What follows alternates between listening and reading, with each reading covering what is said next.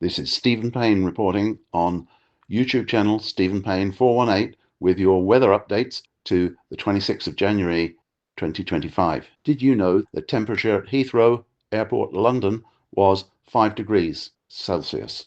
That's 41 degrees Fahrenheit. As the week progressed, did you know that Florida had 6 inches of snow? Florida in the south Gulf states of United States had snow. 6 inches of snow in Florida, and 12 inches of snow fell in New Orleans, the Gulf state again, for the first time in 125 years.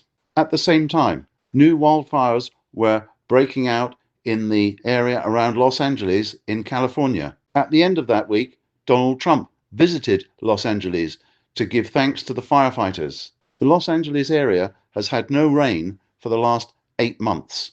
And here in Lancaster, California, there's been no rain for about 10 months. The temperature in Los Angeles was 20 degrees Celsius. That's 70 Fahrenheit. Sunday the 26th, there was rain in Los Angeles and Lancaster. Overnight in Lancaster, where there has been no rain for about a year, there was rain on Sunday the 26th, and overnight we've had snow. This is the first time there's been snow in Lancaster on the ground in over 3 years. At the same time, I'm having reports from Devon in England, United Kingdom.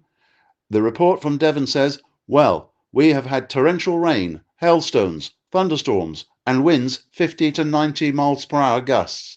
This is over the last 2 days. Terrible flooding around us and electricity cuts. But this morning, the water was off. Look what you are missing, it said. Okay, so what's the point of all this?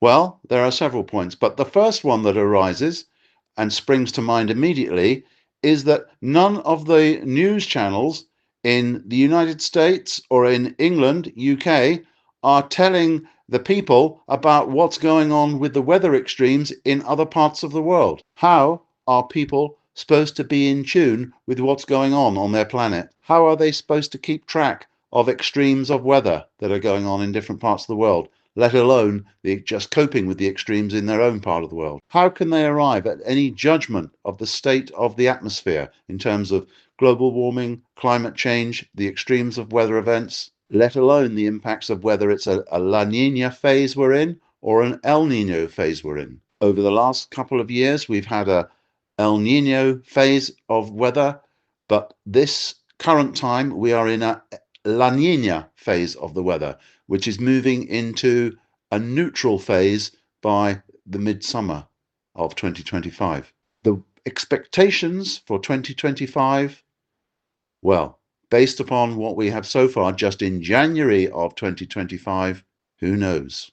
But it should also be pointed out, and this is pointed out clearly here on YouTube channel Stephen Payne 418, that 2024 has gone down in the records as being the hottest year on record yet again globally in the Earth's atmosphere, and that the carbon dioxide levels in the atmosphere have broken through to beat the 1.5 degrees Celsius limits set for the targets for controlling climate change. The levels of carbon dioxide in the atmosphere are now at least double what they were pre-industrial revolution. This completes your weather patterns and global weather patterns summary on YouTube channel Stephen Payne 418. Subscribe to catch up with more updates on YouTube channel Stephen Payne 418. My Own Little Place is available on Barnes & Noble and on all